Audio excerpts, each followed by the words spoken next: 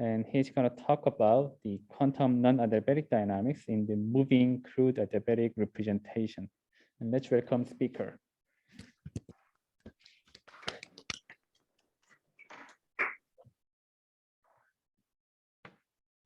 Hello, everyone. And I would like to start thanking organizers for inviting me to this conference. And today I'll tell you about our recent developments in non-adiabatic dynamics. So now, usually when people think about non-adiabatic dynamics, they sort of think about various representations of electronic states, adiabatic, diabatic. So today I'll tell you about the third option. We call it moving-crude adiabatic, and hopefully you'll see that it combines the best things from both representations. Now, if you're looking at this plot or like this figure and thinking this is probably going to be theoretical talk because this doesn't look like any apparatus or molecule, then you're absolutely right. It's going to be theory talk, and well, in theory, we still, in order to meet experiment at some point, think about the processes where these theories can be useful. Now let's start with this, and here are the few non-adiabatic processes. Some of them you already heard today, like a vision process, for example, or some internal conversions that are happening because, well, we need to deactivate energy that comes with light. Also, we can use that energy for, well, charge transfer and charging our batteries, harvesting the sunlight. And so those are the processes that ideally we would like to describe from first principles. Now, our appetites are not that big, so we're trying to at least describe the short-term dynamics because, well, there are long-term dynamics processes which involve non-adiabatic phenomena, but they're more complicated to model. So we at least would like to focus on the ultra-fast dynamics. We would like to bring first principles calculations and be able to use quantum nuclear description. Now, with that goal in mind, mathematically, the problem is very well posed, and we just need to solve time-dependent Schrödinger equation. For the purpose of this talk, I will denote small r electronic variables, the big r's nuclear variables, and then you can just simply follow the normal Born-Oppenheimer separation of the total Hamiltonian into the electronic part and the kinetic energy of the nuclei. Formulate, like we usually do, electronic structure problem where the nuclei are fixed and we're solving for electrons, and then combining the two, electronic and nuclear part, you can write the Born-Juan expansion where the nuclear dynamics is encoded in this chi functions. And this should be contrasted with the usual quantum classical approaches where we don't have nuclear wave function. Instead, we substitute the nuclear variables by nuclear trajectories, right? And this is a different entity. One needs to sort of clearly distinguish two. And my talk mainly is going to be about fully quantum dynamics. Now, why are we so obsessed with doing quantum nuclei, right? Because, well, one may wonder, there are many nice approaches like Ehrenfest and surface hopping, and they're performing quite well. Now, there are still some features which were mentioned actually in Professor Min's talk, like decoherence, for example, that those methods have hard time describing. And what decoherence really is like nuclear behavior that is different for different electronic states, right? And it turns out that this could be very important in describing the charge transfer or reproducing Marcus rates, for example. Now, there are usual tenets of the quantum nuclear dynamics, like a zero-point energy or tunneling that cannot be captured by the classical dynamics. And if you don't include those, you can easily underestimate your transition rates, for example. Now, there is another phenomena related to quantum interference and topology of the surfaces that I will talk more about during this talk, but these are also the phenomena that really classical methods having a really hard time with, like with the tunneling as well. Now, of course, there are some developments that are going on, and previous speakers illustrated some, and please look at the recent review articles on developments in the quantum classical methods. But this is not what the current talk will be about. We will mainly focus on the quantum nuclei, where all these problems can be resolved without introducing any ad hoc tricks. Now, since we have electronic structure in mind, and we cannot do electronic structure calculations at every nuclear position configuration, we need to be sort of focused where do we do electronic structure, because it's kind of quite expensive. Now, that thought sort of points us into the direction where we represent our nuclear wave functions as localized basis functions, like Gaussians, for example, right? So in this Born-Juan expansion, what we do, we take the nuclear function and represent it as a linear combination of Gaussians. And pictorially, this looks like this. Like we have multiple surfaces, and on each you have, well, Gaussians that have positions, Q, and momenta, pi, P, and then they can evolve essentially in time. And to every Gaussian, we have the electronic function attached. So we calculate electronic functions usually in the vicinity of the center of the Gaussian. Now, when we put this ansatz into our time-dependent Schrödinger equation, the left-hand side and the right-hand side not equal anymore, because simply the time dependence is restricted in the wave function to time dependence of the Gaussian parameters, essentially, right? And in order to make the left and right hand side as close as possible, we have time-dependent variational principle. Also, this kind of principle, which minimizes the norm of the difference, gives us differential equations for the coefficients, position, momenta of these Gaussians to balance the scale in the best possible way, right? So to balance the left-hand side and right-hand side of the Schrödinger equation. Now, there are lots of development done in this field. Lots of people contributed, starting from Heller and Todd Martinez and others. So there are lots of tricks and approaches which go beyond just using time-dependent variational principle, because you can sort of simplify things by not propagating, say, Gaussians in a fully quantum way. You can move them classically, and that will make things somewhat simpler, but keep the formalism still quantum, because you have quantum nuclear wave function. Now, in this recent article, we sort of tried to provide some general framework for all this zoo of methods. And the way we like to think about them is that you can categorize pretty much any method based on the three criteria. What approaches do you use to move Gaussians? It could be fully quantum, could be classical, could be something in between. Then the second question is whether you keep the number of Gaussians the same along the dynamics, or maybe you increase the number of Gaussians because your wave function is kind of getting more complicated. You may want to spawn more Gaussians, and there are different ways to do it.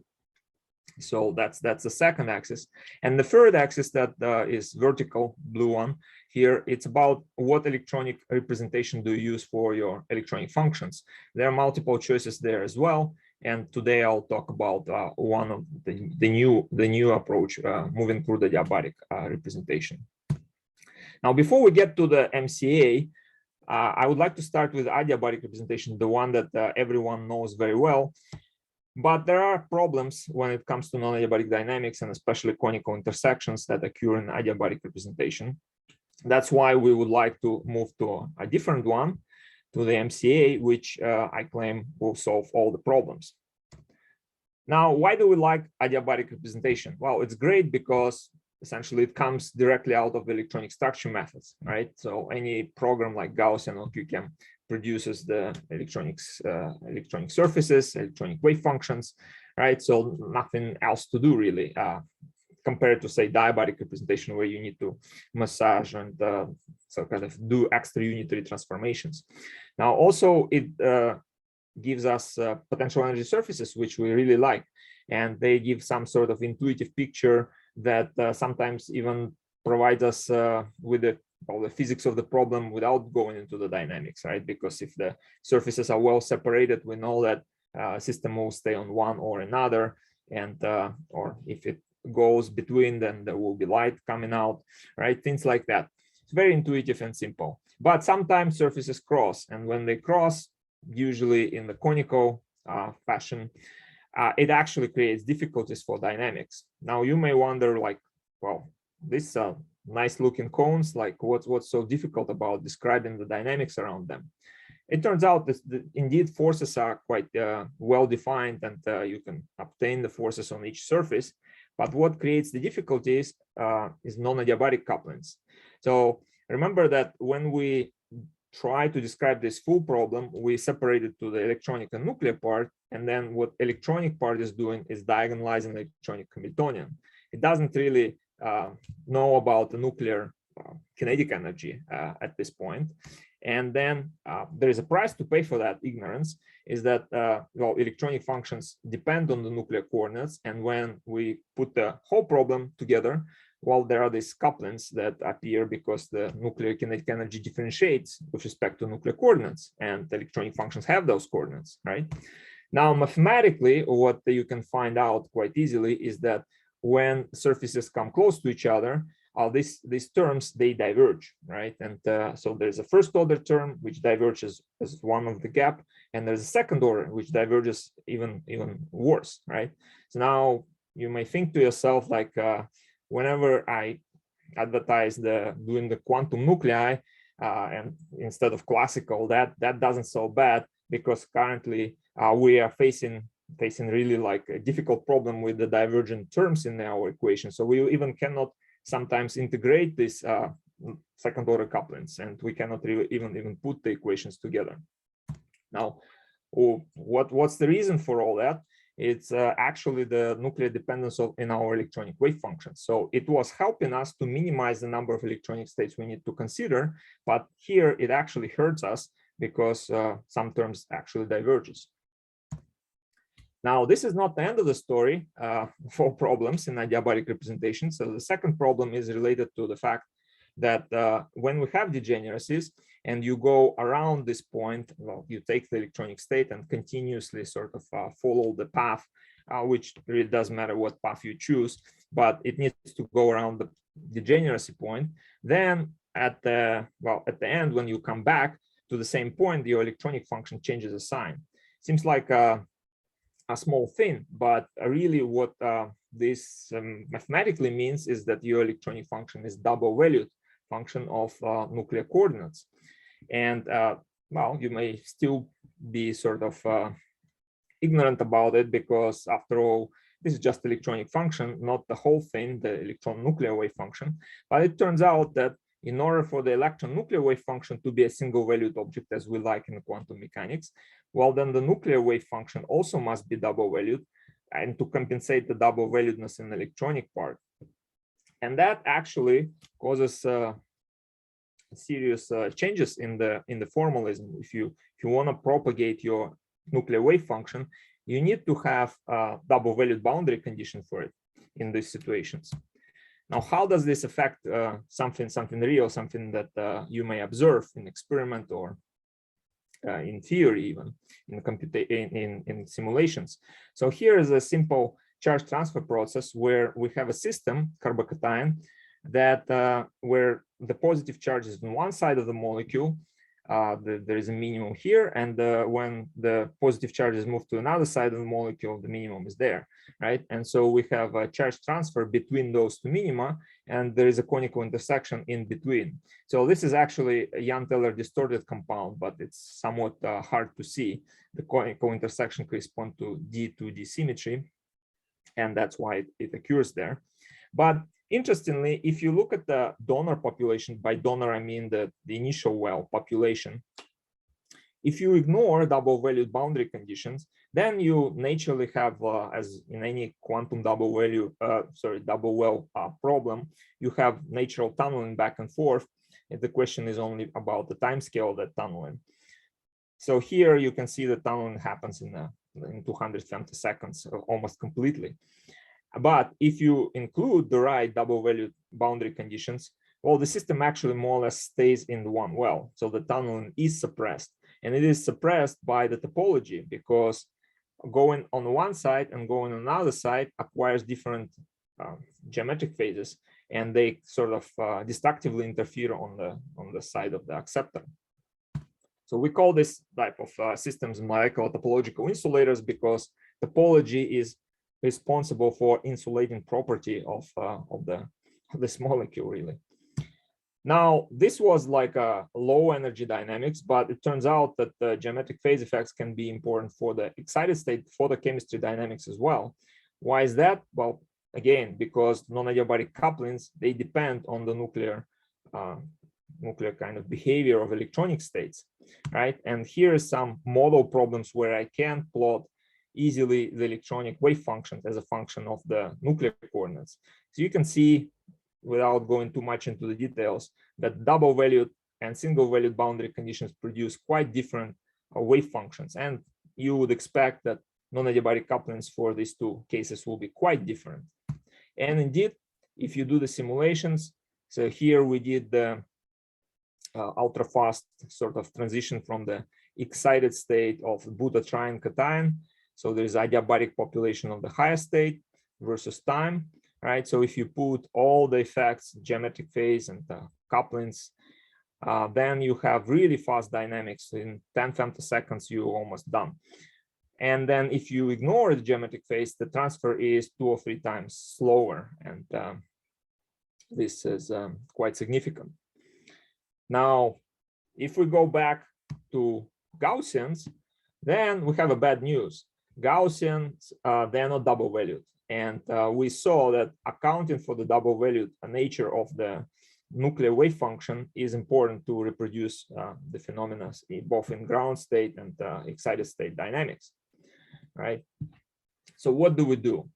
Somehow we can pinpoint that the problem comes from the nuclear dependence of electronic functions, right? And so we somehow need to either reduce it, but that sort of idea leads to diabatic representation, and we don't want to go to diabatic representation because it introduces some uncontrolled approximations. Usually people ignore non-adiabatic couplings after going to the diabatic representation, and those are the sort of errors they introduce uncontrollably. Now, it turns out that there is an easy way to resolve the problem, and here's the formulation of the moving-crude adiabatic representation, where if you compare the two representations, don't mind the Gaussians and the linear combinations, right? The only difference really between the two is that I substituted the nuclear dependence in the electronic functions by the dependence on the center of the Gaussian that this electronic function is attached to, all right? And that's all pretty much. Like, we do not anymore calculate electronic functions at some nuclear positions. We calculate them exactly at the center of the Gaussian. And you may wonder, well, what's the difference between the nuclear position and the center of the Gaussian? Well, there is a big difference. Now, and that goes back to like just teaching quantum mechanics. When we teach quantum mechanics to undergrads, we usually say, well, there's a big deal happening with the momentum. Momentum changes to differential operator. So, but what's happening to the position really? Well, position stays a position, right? But no, really, there is a big change, and usually it's not emphasized. But in classical mechanics, position is just a function of time, and a dependent function of time, right? So we have time, and then the position is defined usually by some equations. Now, in quantum mechanics, position is completely independent variable, right? So it's not function of time; it's independent. Now, when we compare position of the Gaussian center with the nuclear position, Gaussian center is like classical variable. It is dependent on time, and well, the nuclear position it's an independent variable. So there is a big difference, and you should not really confuse those two. Now, but practically, what does this mean? Practically, well, we have two problems still: electronic structure and nuclear dynamics. Now, if you look at electronic structure doesn't really care where you calculate your kind of electronic functions and the potential energy surfaces, whether the configuration that you ask your program to calculate electronic structure comes from some point near center of the Gaussian or exactly center of the Gaussian, it will do it anyway, right? So almost no difference. Now, in the nuclear problem, on the other hand, we now remove the nuclear dependence from electronic wave functions, right? And that's a big deal because now we have only one source of the nuclear dependence. It's the Gaussians, right? And that's it. So now, in the terms of the couplings, actually, it makes our life much easier because the kinetic energy operator, the nuclear kinetic energy, is not affecting or not interacting with the electronic functions anymore, because it was differentiating with respect to big R's. Now we don't have big R's in electronic functions, right? We only have a center of the Gaussian, and we don't have two second order, non-adiabatic couplings anymore. So the only couplings we have is the first order couplings, and they come from, just because we are solving time-dependent Schrödinger equation, there is a time derivative, and according to chain rule, we need to differentiate anything that depends on time. The center of the Gaussian depends on time, so we have these first order couplings. But the good news here is that because we are dealing, well, with the center of the Gaussian now, it actually never hits the conical intersection. And so these couplings, even though their divergence is 1 over gap, they still well behaved, because the Gaussian usually doesn't hit the center of the, well, the conical intersection essentially. In 2D, it's easy to understand, because Gaussian center is a point, and to hit another point, you really need to mess with the sort of initial conditions to do that, right? Never usually happens. Now, in the case of geometric phase, turns out the situation is also great, because we don't have anymore the nuclear dependence in electronic functions, right? So we don't have their double valuedness. And so there's nothing to really compensate with double valuedness in the nuclear wave function. Now, let's see how this works. If we do just a simple model problem, Mexican hat with the conical intersection in the middle, right? And we put two Gaussians on the lower surface. They have momenta so that they can go around the conical intersection and meet on the other side. If you do adiabatic representation, well, you don't see any destructive interference that should occur because of the geometric phase. If now you use moving-crude adiabatic representation, well, you have a destructive interference that, well, describe the right physics. By the way, we decided to call it moving-crude adiabatic representation is because there is a crude adiabatic representation in general, where we calculate electronic states at one point.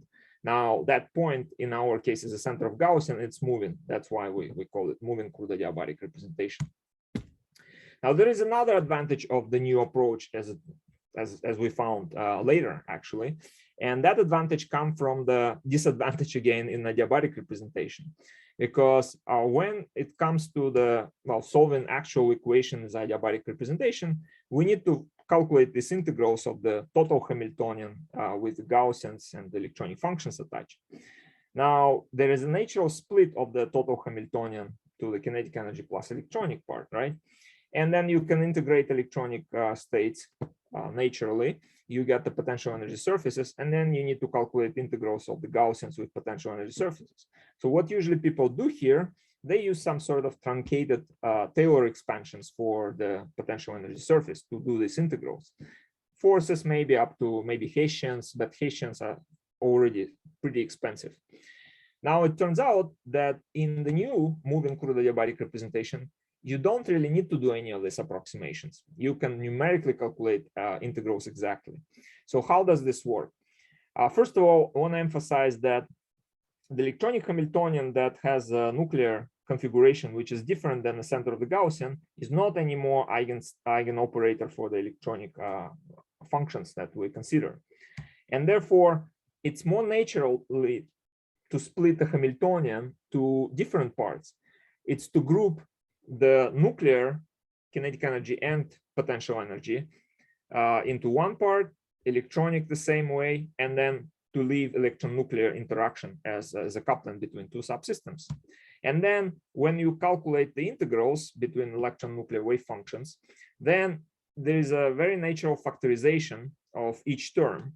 Let's say Gaussians, which correspond to the nuclei, they integrated with the nuclear Hamiltonian. The same for the electronic functions, and there is a coupling electron-nuclear interaction essentially. Now, because in electronic structure we use Gaussians a lot in Gaussian atomic orbitals, then all these integrals that appear here, they're just integrals of Gaussians. And there is a great machinery that was developed for a long time already, how to calculate Gaussian integrals. So with this repartitioning, we can calculate numerically exactly without introducing even potential energy surfaces or approximations to them, all the integrals. We did it so far for the model system, which is relatively small, and currently we're doing this for larger trying to extend to larger molecular systems. So with that, I guess I'd like to conclude that hopefully you see that adiabatic representation is quite problematic, and the new moving-crude adiabatic representation sort of takes the advantage of or combines the advantages of both adiabatic and diabatic representation, and presents the way to sort of advance the quantum dynamics, and it avoids approximating some integrals, which is a nice perk. Let me also thank people who actually done the work. Ilya Rybinkin here, the postdoc that I had, and now he's a research scientist at OTI Lumionics company.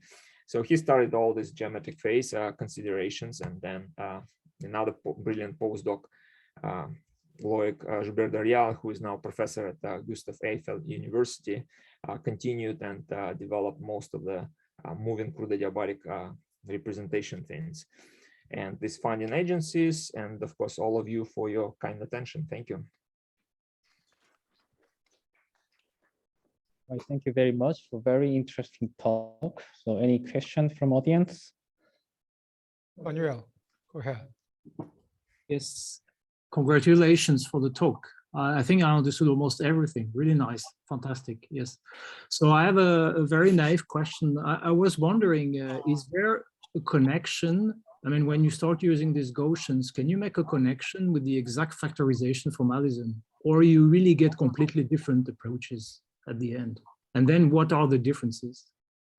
Okay, so I guess the short answer is it is a different formalism, and we argued with Hardy Gross for quite some time regarding the geometric phase. Because in his exact formalism, he has some opinions on the artificial nature of geometric phase as a kind of more the result of the Born-Oppenheimer representation, but it's a somewhat different story. What I want to emphasize is that we start with Born-Juan essentially, right? And then we use the localized basis functions, which are Gaussians. And he starts with exact factorization. So those are two different ways to start, or two different ways to represent the total wave function. And of course, all the features could be different, and they are really. In the case of geometric phase, for example, we saw that we obtain it naturally in our representation, and that's not a really artifact of Born-Oppenheimer, but rather feature that comes in the adiabatic representation. While he has a different view on that question, because his initial starting point is different, right? So of course you can try to make some connections, but I'm still insisting that the initial starting point is different. Okay, but in terms of physics, you capture more than like we heard this talk before about like hybrid. Right. Okay, so in terms of physics, we all know that it shouldn't matter, right? So if you do right things, physics should be, well, physical phenomena should appear in any representation, right? Otherwise, you're just using wrong representation. Now, I think in Professor Min's talk, they were focusing on doing this quantum classical approximations, as I understood, right? So then, of course, by doing some approximations, you may lose some of the phenomena. Would be interesting to know whether they can have this geometric phase destructive interference, because most of the talk was focusing on decoherence.